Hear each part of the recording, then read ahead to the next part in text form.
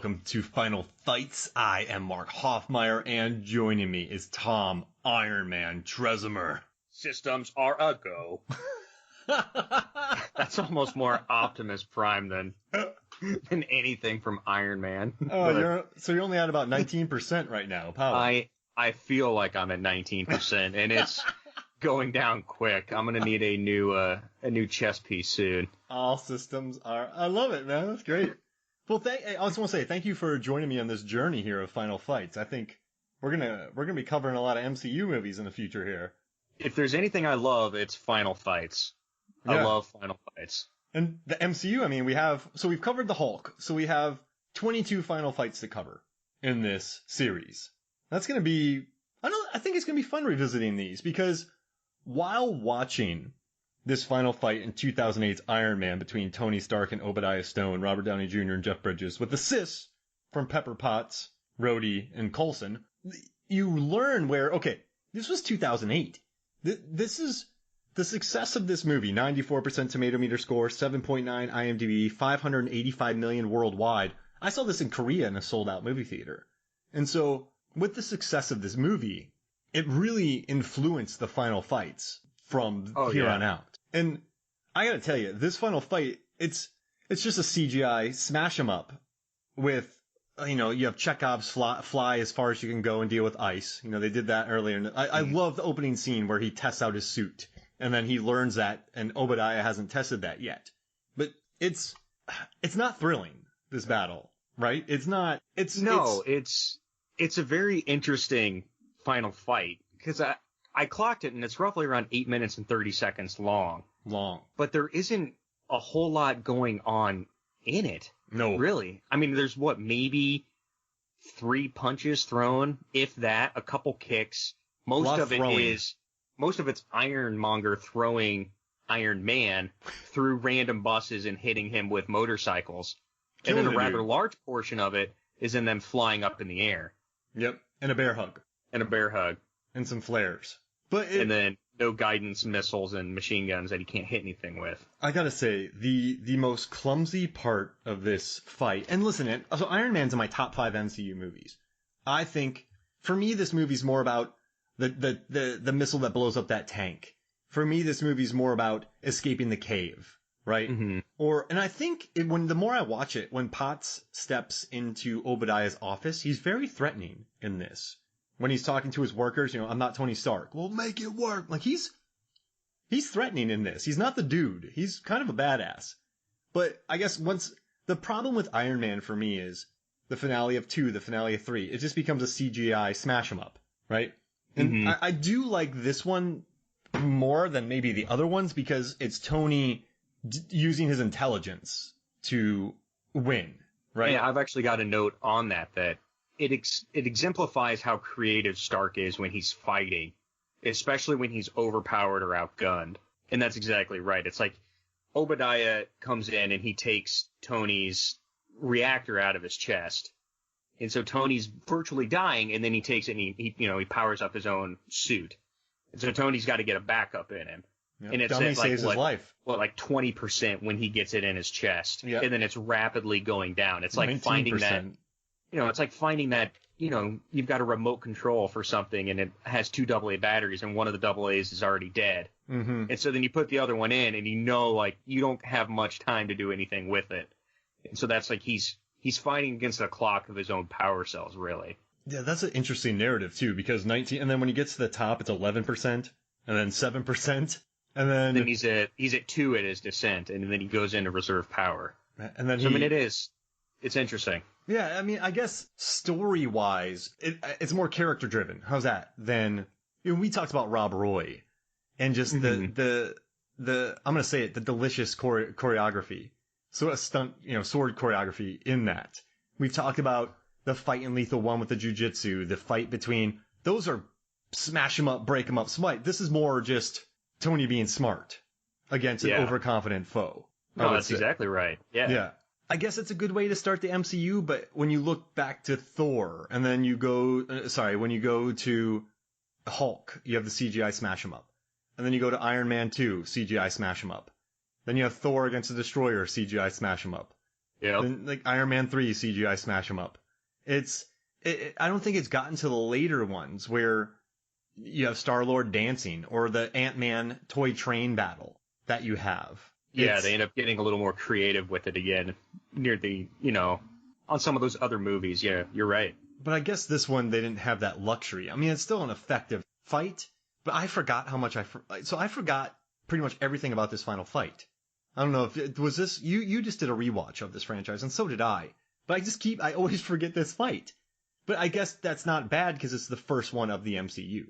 Well, I think in terms of pure cinematic spectacle too, yeah. I mean, it's not listed up there. Probably when you think of probably some of the more memorable ones, especially when they're throwing their budget at those final fights. Mm-hmm. Whereas this one, it's very much more reserved, but it's in line with the rest of the movie too. Yeah, I would say because the movie the set pieces were more being chased by the jets. This movie's all about Iron Man figuring himself out because he's just developing the suit. I would say, but I guess with this fight scene, I mean, the first thing that happens is they get slammed through the building in trucks. They wipe out the trucks. Obadiah does not care about. He was going to kill the family in the car. Yeah, and you have Iron Man saving it, and then she runs him over. That's kind of funny. That is funny. He's got to do a push-up to push the vehicle off of him. He's just getting dragged. That's a good bit. His suit is low on power. He saves a family, then they run him over. And then what's interesting? I guess I've been a little down on this fight, but every second that he's being dragged by that car, it stresses me out because I'm just thinking 18%, 17%, 16%. And it's stressing me out a little bit that knowing that it's draining him after he saved them. So yeah, that did elicit an emotion right there. I think it's kind of funny too when you think of a superhero getting run over or an unfortunate character getting run over in general. They're never being dragged. It's just they get run over and they're spit out the back end. Like this one, his suit is caught on the back bumper of this vehicle, and she's just dragging him down the road. And I just love the moment where he's like, I'm literally stuck. This vehicle's dragging me, and he just does a push-up just to push the vehicle off of himself.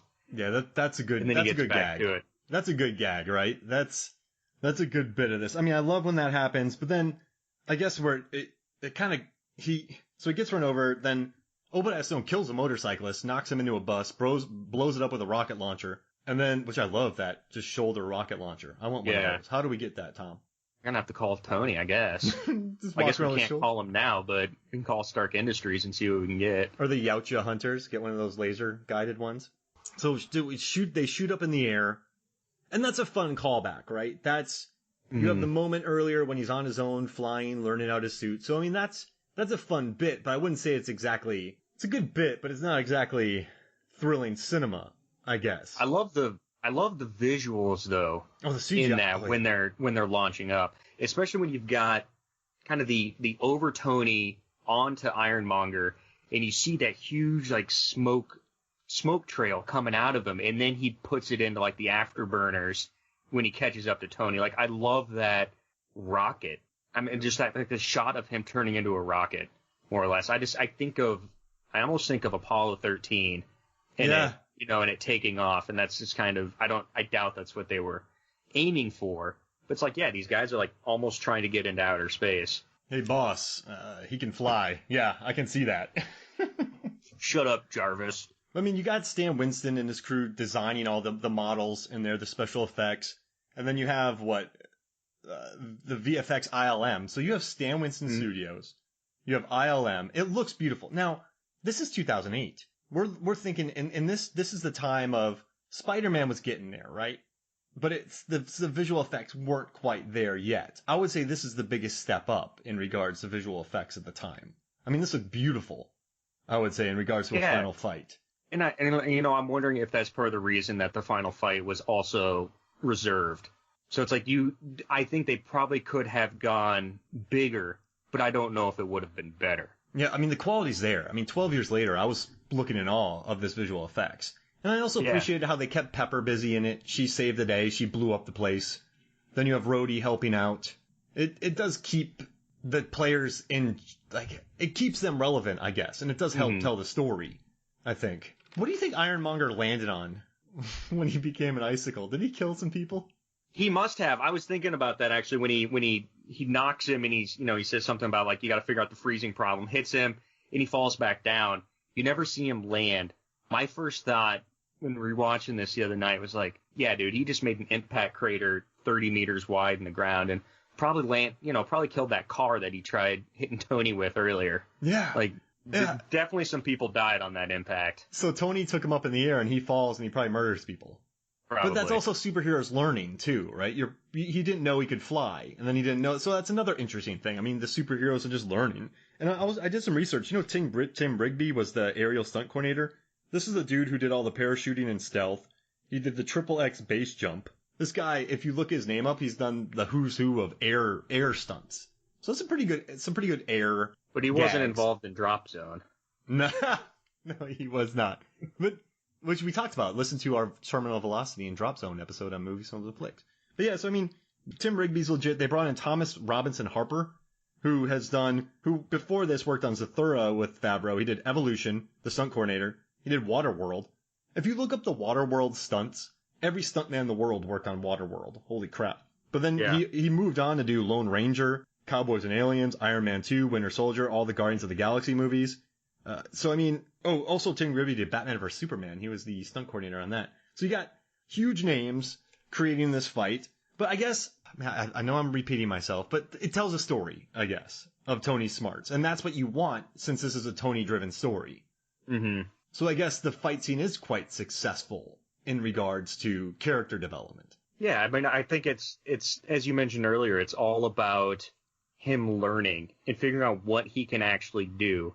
And especially when he's limited and his suit's not, it's not up to par, it's not at full power, and it's him being creative and literally using his intelligence to get out of a situation that he probably should die in.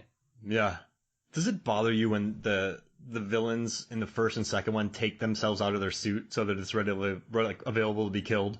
You know how Jeff Bridges takes, he's like, I'm going to kill you, and they show him, and then they did that with Rourke, too. Stay in the suit. Well, I think part of the reason he had to open up is because Tony destroyed his guidance system.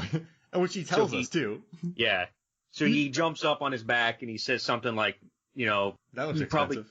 That looks expensive, yeah, and rips, I guess, the guidance system out of his neck. And so I don't know, I suppose he's forced then to open up his suit to have their sweet one-on-one dialogue and just show Jeff Bridges' bald head more. That line, though, you destroyed my... It's like, ooh, that felt pretty... Did you like that line? A little forced? Yeah, exactly. You're like, oh, brother. And then those flares, did they just blind him? Were they so bright that the suit magnified him and he couldn't see? Is that what the flares did to him? I think so, yeah. I think the flares just messed up his tracking system, because that was also before Tony ripped out the guidance system. Yeah. He's just squeezing him? Yeah, he's giving him a good gentle hug, and he's got to shoot flares into his face. Yeah. So yeah, I guess I just assume it probably messes up his system and he can't see, but I don't know why he just doesn't still continue to bear hug. Instead, his first reaction is to let go. Yeah, squeeze tighter, close your eyes. You squeeze tighter, yeah, I mean, dude. You listen, probably we've never win been that fight. We've never been in a metal suit, yeah. We don't have another 22 movies after that. Yeah, he just squishes him and then he becomes... How funny would that be if Jeff Bridges was Iron Man through this entire franchise? And that's it. But I guess just with this fight, it sets up Marvel, but do you think it... Okay, let's look at Spider-Man 1, the final fight, which we've covered on the podcast, was a fist fight, basically, between Green Goblin and Spider-Man. They're in a thing just bloodying each other up. Spider-Man 2, it's more contained between Doc Ock and Spider-Man. Spider-Man 3 is in the skyscraper with about 47 villains, it feels like, battling each other. But this one, do you think, is there a way to avoid CGI smash-ups? So you have Man of Steel, Wonder Woman, Batman v Superman, Hulk, Thor. Is there a way to, you can't avoid these types of fights when you have two people in metal suits. No, I don't think you can. And it's kind of the thing I've always thought about with, like, Dragon Ball Z, is that these characters continue to get stronger and stronger. You always have to raise the bar to the next fight, to the next movie. Mm-hmm. Otherwise, it's just not going to make any sense with the story. Like, a character was able to achieve this last time, why can't they do it again? Why can't they go bigger? And, I don't it's never really a problem for me because I can suspend my disbelief so easily with these type of movies. So it's not a huge factor, but I think it does become, I don't know if stale is the right word for it. Yeah. But I mean, yeah, it does. I mean, it does become just a CGI slugfest eventually. If you look at Thor, at first he fights a destroyer, then he destroys a rainbow bridge. But then in the second one, he has to fight an all-powerful goblin. Let's see, what are those things? Troll. He's a Christopher my Eccleston. gosh, a dark elf. Dark elf from destroying the world with the ether.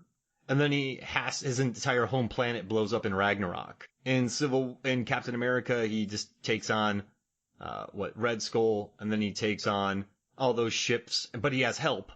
And then Captain America Civil War, it bounces, it's him and Bucky against Iron Man. In Iron Man, you have Rhodey and Iron Man fighting more suits, and then you have Rhodey, Iron Man, and Pepper, but Tony's not in a full suit the whole time, battling a bunch of I guess, mutants. So yeah, I mean, you have to elevate it all to it while still sticking to the character, I guess. Yeah.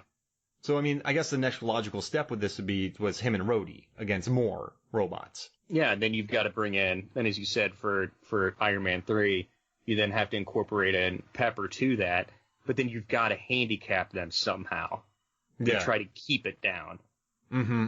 But I think part of the thing this fight has going for it, too, is the Obadiah Stane character, is that they've got a backstory there. So it's like you're already emotionally invested in these two characters, and for years, Obadiah, I guess you could consider like a mentor, almost a fatherly figure to Tony until, he realizes the guy's an evil turd nugget.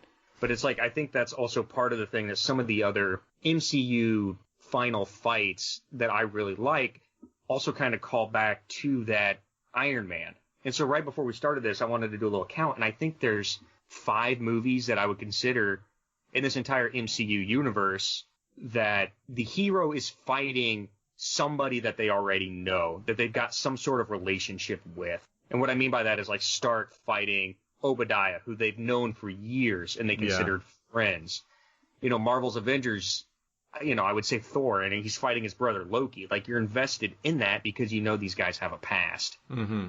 And then you got a whole group of movies that don't have anything like that, just them fighting another big-time villain.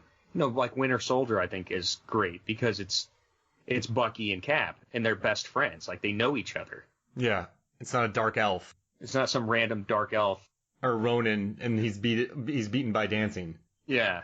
And I mean, I'm not trying to take away anything from those other fights. I like all the final fights in these movies for the most part. But I do think that's like one of the reasons that this one still sticks out, being now 12 years old and the first movie in the entire franchise, is because it did set that precedent of having already some sort of emotional investment in the villain. And you have a weakened hero, 20% battery, getting run over by cars, getting beat up. And charge his battery. And being industrious, I guess. Right? And you want him to kill Obadiah because of that ear trick. He stunned him and then took that thing out, so you're already pissed at him. And it's a good story, man. I think what it lacks in the visceral excitement of a classic final fight, it furthers the story. And it has an arc because it's Obadiah versus Tony. So, yeah, in that regards, it's successful, man. What would you give it? A to F? On an A to F scale, I'd probably say a good B+. I'd give it that too. I would say I'm been a little down on it, but it's storytelling. And for me, Iron Man's about Tony Stark, and this tells a story of Tony Stark overcoming the situation with his intelligence. Yeah. I think the biggest knock to it is, after all these MCU movies and then the DC movies and how big everything is getting during the final stages, that we now can look back on the retrospect and say, yeah, it's not as big. But at that time in 2008 when this came out, I mean, it was huge. Yeah. I mean, that was like that fight at that time was quite a spectacle. I mean, and it still looks great. I mean, ILM destroyed this fight. It looks beautiful. And Stan Winston, all that kind of stuff. So, and also the choreography, I guess, makes sense. Well, they didn't really need to. You know what, though? I guess you needed to get to the highway so that Obadiah can show how he doesn't care about life. And it's the hero protecting innocence. And that theme came up a lot. I mean, that theme has come up The final fight in Ultron's all about saving people from Sokovia. It shows hero versus villain because he's not afraid to kill families, and it shows industrious, and I guess that's what you want. Yeah, you screw it. I'm gonna give it an A. Why not? And then at the very end too, it's Stark willing to sacrifice himself. Yep. I mean, he's gonna blow up his own reactor with him on the roof of it, and he just somehow lucks out and doesn't die. You're 100% right. She's like, it'll kill you. He's like, well, we gotta kill him. Yeah. Oh, you swayed me, man. It comes full circle by the whole series end. So, yeah, you're right. Like he's willing to give it all. Whoa. All right. A+. Mind blown. Yeah, but you changed my. I was down on this, man, but now I love it. A+. I'm quitting. All right. So So what was your favorite moment of this fight? What would you say? Best moment? The thing that sticks out most with me is after Tony, he starts to strip the armor off of himself, and he loses the hand, and he gets knocked back, and then he does his patent like Iron Man burst punch into him. He doesn't connect very good because it doesn't do a whole lot of damage, but like that's what starts it off for the whole fighting technique for the rest of the universe series. I like when he tries to shoot him and it's just his fist, and then you're like, crap, his hand's gonna get broken. I still think that every time. So yeah, that's my favorite part as well. It's good storytelling. It ties it back to the beginning. You totally swayed me, Tom. That's why I bring you on. Yeah, all right. All right. So this was fun, man. Thank you for joining me. Thank you. Power cells aren't dying. So for me, Mark Hoffmeyer, for Tom, doesn't share cheeseburgers, Tresimer, this is Final Fights. We'll see you next week.